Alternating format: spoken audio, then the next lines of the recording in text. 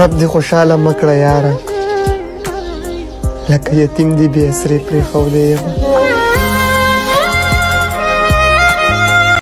او دا شعر د کشر رور د پاره، او ما بیروره چرته نه کې زما خدایا، او ما بیروره چرته نه کړې زما خدایا. کشر رور خو د مشر رور د مټو زور وي. زه نه د چا د بدو سوچ کوم، نه چاته بد رسوم. څوک چې زما د بدو سوچ کوي بیا یې تر لحد رسوم.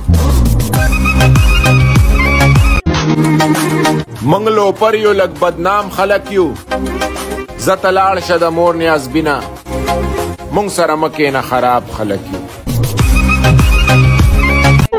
رب دې خوشاله مه کړه یاره، لکه یتیم دې بې اسرې پرېښودی یم. ما یاروي خو دې لوټې ته دا پته نشته، ما یاروي خو دې لوټې ته دا پته نشته. من خو ځان لا په پیسو باندې جنګونه اخلو. سم شه ګورې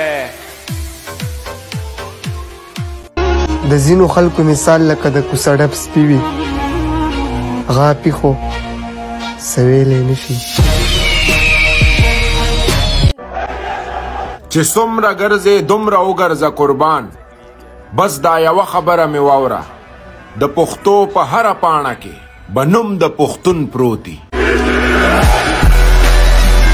بدو ته ماړوئ، ستاسو زما خبرو کې فرق، ستاسو بلا اوس مازغه خراب شوي، زما پیدایشي مازغو کې فرق. دا څه خلک په مثال د کوڅه ډب سپي صرف غپله شي، خوله نشي اچولی.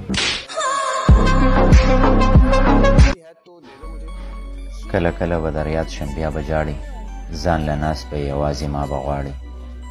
زه به نور لکه د سترګو نه پناه شم، ته به وایې چې جانانه چېرته لاړې، او نو پخپله به خپل ځان ته په خیرو شي، سر سر تور به کړې د رب نه به مې غواړې. زه ډېر یریږم صرف د خپل رب نه، نور د چا نه ناممکن. دومره څوک مه غواړه چې بیا یې هېرولی نه شي. دلته نیتونه هم بدلیږي د وختونو په شان. ما یاروي خو دې لوټې ته دا پته نشته، ما یاروي خو دې لوټې ته دا پته نشته. من خو ځان لا په پیسو باندې جنګونه اخلو. سم شه ګورې हम अपना स्टेटस ऐसा लगाते हैं कि कोई देखकर नाइस या ब्यूटीफुल नहीं कहता, डायरेक्ट कहता है सेंड मी. د اوښکو څاڅکي او زما د پښتنو سترګو نه، جانانه مینه دې د کاڼو نه اوبه وباسي. رنگ مې د ملنګ، خوی مې د باچا، نه د چا نه یره کوم نه کوم د چا پروا. رب دې خوشاله مه کړه یاره، لکه یتیم دې بې اسرې پرېښودی یم.